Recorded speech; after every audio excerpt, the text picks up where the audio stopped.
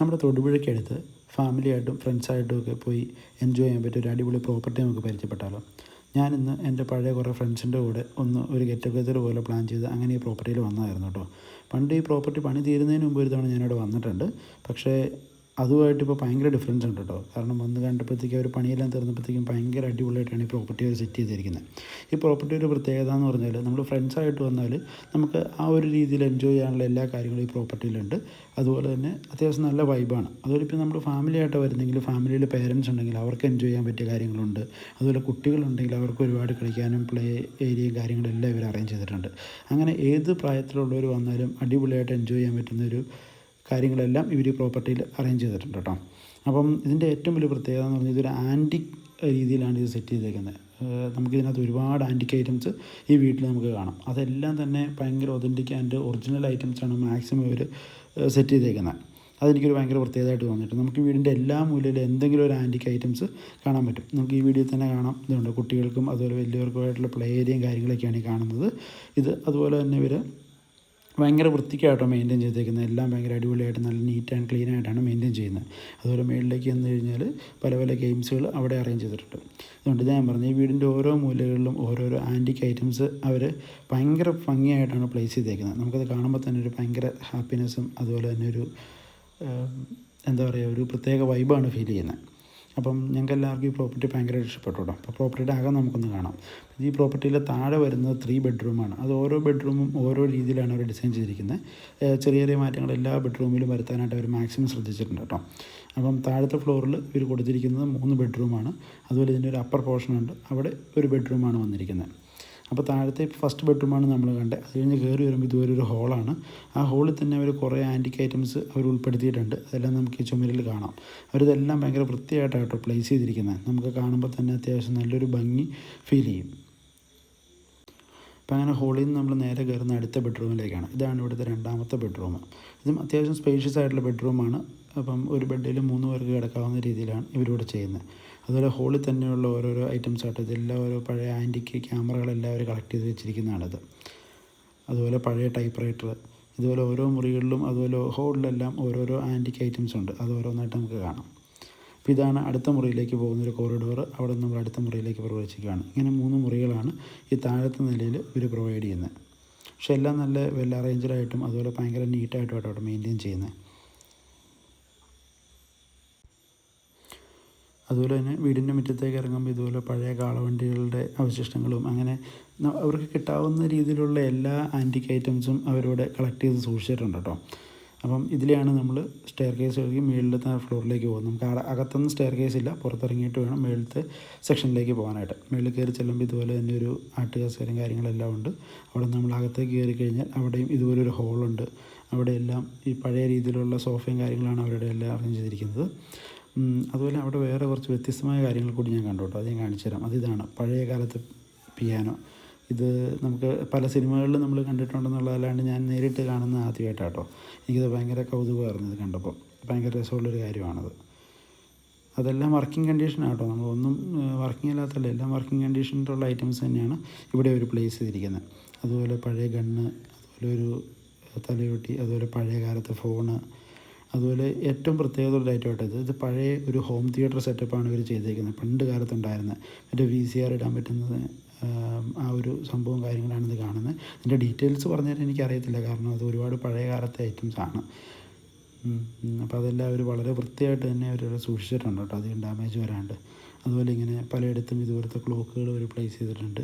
പിന്നെ അവിടെ നിന്ന് മാറിക്കഴിഞ്ഞാൽ പണ്ട് കാലത്ത് ആനയുടെ തോട്ടിയാണത്. അപ്പോൾ അതെല്ലാം ഭയങ്കര വൃത്തിയായിട്ടാണ് അവർ നമ്മുടെ ഭിത്തിയിൽ അറേഞ്ച് ചെയ്ത് വെച്ചിരിക്കുന്നത്. അതുപോലെ പഴയ കാലത്തെ TV, പണ്ട് കാലങ്ങളിൽ നമ്മുടെ വീട്ടിലുണ്ടായിരുന്ന കൂടി TV, അതുപോലെ ഹുക്ക വലിക്കുന്ന സംഭവം, അങ്ങനെയുള്ള എല്ലാ കാര്യങ്ങളും അവർ അവിടെ വളരെ മനോഹരമായിട്ട് കീപ്പ് ചെയ്തിട്ടുണ്ട്. ഇതാണ് കേട്ടോ മുകളിലത്തെ ബെഡ്റൂം. മുകളിലത്തെ ബെഡ്റൂം ഇച്ചിരി ആഡംബരമാണ്.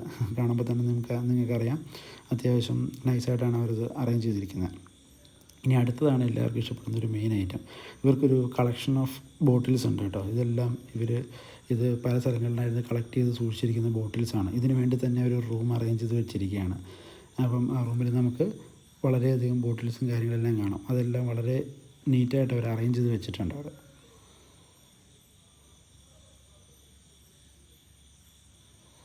ഇതൊക്കെ പണ്ട് കാലത്തെ പോസ്റ്ററും കാര്യങ്ങളും കേട്ടോ. അതുപോലെ ഇത് കഴിയുമ്പോൾ തന്നെ നിങ്ങൾക്ക് അടുത്ത വീഡിയോയിൽ കാണാം ഒരു വെറൈറ്റി ഐറ്റം. ഞാൻ ഫസ്റ്റ് ടൈമാണ് ഇത് കാണുന്നത്. നമ്മൾ പണ്ട് കാലങ്ങളിലൊക്കെ വാറ്റാൻ ഉപയോഗിച്ചിരുന്ന ഒരു സിസ്റ്റമാണത്.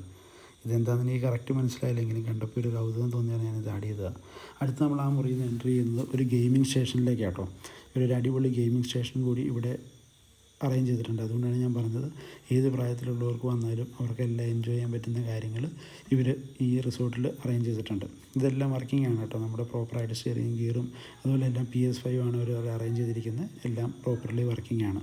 നമുക്കതെല്ലാം യൂസ് ചെയ്യാൻ പറ്റുന്നതാണ്.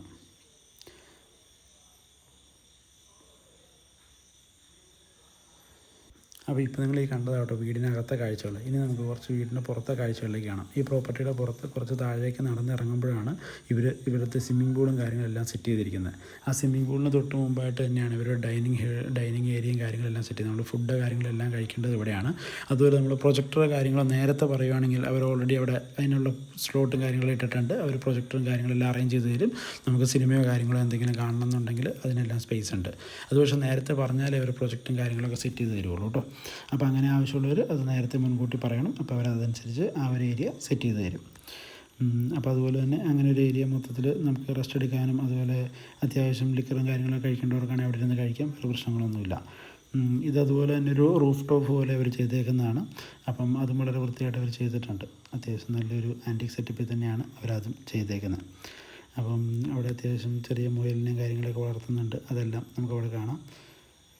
പിന്നെ അവിടെ നിന്ന് കുറച്ച് ഫ്രണ്ടോട്ട് പോകുമ്പോഴാണ് നമുക്ക് ഈ പറയുന്ന സ്വിമ്മിംഗ് പൂള്. നമ്മൾ അവിടെ നിന്ന് നേരെ താഴേക്ക് ഇറങ്ങിക്കഴിഞ്ഞാൽ ഇവരുടെ സ്വിമ്മിംഗ് പൂളാണെങ്കിലും അത്യാവശ്യം നല്ല സ്പേഷ്യസ് ആയിട്ടുള്ളൊരു സ്വിമ്മിംഗ് പൂളാണ് കേട്ടോ. നമുക്ക് അത്യാവശ്യം അടിപൊളിയായിട്ട് എല്ലാവർക്കും പിള്ളേർക്കാണെങ്കിലും വലിയവർക്കാണെങ്കിലും എൻജോയ് ചെയ്യാൻ പറ്റുന്ന രീതിയിലുള്ള സ്വിമ്മിംഗ് പൂളാണ്. നീന്തലറിയില്ലാത്തവർക്ക് പോലും സ്വിമ്മിംഗ് പൂളിൽ ഇറങ്ങാൻ പാകത്തിനുള്ള റിങ്ങും കാര്യങ്ങളെല്ലാം സ്വിമ്മിംഗ് പൂളിൽ അവർ പ്ലേസ് ചെയ്തിട്ടുണ്ട്. അതുപോലെ പിന്നെ ഭയങ്കര എക്സ്പേർട്ട് നീന്തുന്ന ആൾക്കാർക്ക് ഇത് ഇച്ചിരി ആഴം കുറവുള്ള പോലെ തോന്നും. കാരണം 4 അടിയേ സ്വിമ്മിംഗ് പൂളിനുള്ളൂ. അപ്പോൾ അതൊരു പോരായ്മയാണ്. ഇപ്പം നമുക്കൊരു 6 അടി വരെയൊക്കെ പല സ്വിമ്മിംഗ് പൂളിലും കൊടുക്കാറുണ്ട്. പക്ഷേ ഇവിടെ 4 അടിയേ സ്വിമ്മിംഗ് പൂളിലുള്ളൂ.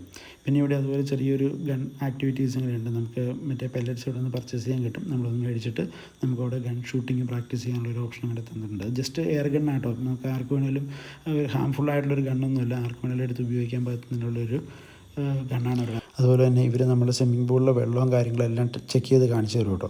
ഇപ്പം മൊത്തത്തിൽ സ്വിമ്മിംഗ് പൂളിൽ ഇറങ്ങിയ പലർക്കും പല രീതിയിലുള്ള അസുഖങ്ങളും വരുമെന്ന് നമ്മൾ ഫുള്ളായിട്ട് വാർത്തകൾ കേൾക്കുന്നുണ്ട്.